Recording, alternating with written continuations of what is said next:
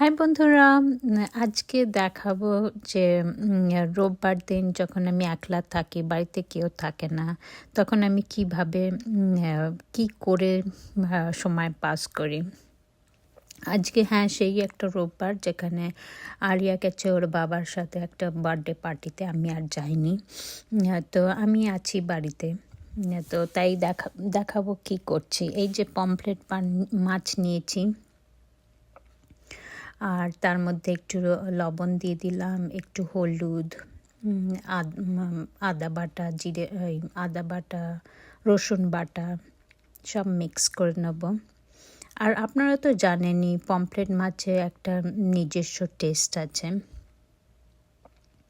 তো তাই জন্যে সেটার জন্য বেশি মশলা দেব না। এটা হচ্ছে জিরা পাউডার,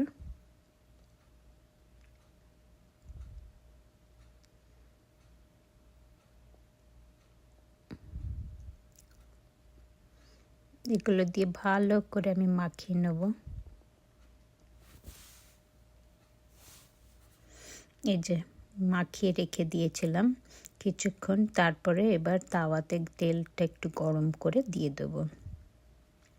এটা ওভেনে বেক করতেও পারা যায়, কিন্তু আজকে আমার মনে হলো কি যে না, আজকে আমি একটু তাওয়াতে তেলেই করব এটা। তেল মোটামুটি হয়ে এসছে, আর আমি খুব অল্প তেলেই রান্নাটা করব, আর খুব তাড়াতাড়ি পমফ্রেট মাছ হয়ে যায়।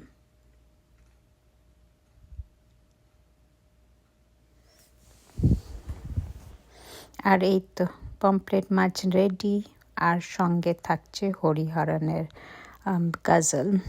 এইভাবে এটা হচ্ছে আমার পারফেক্ট টাইম পাস।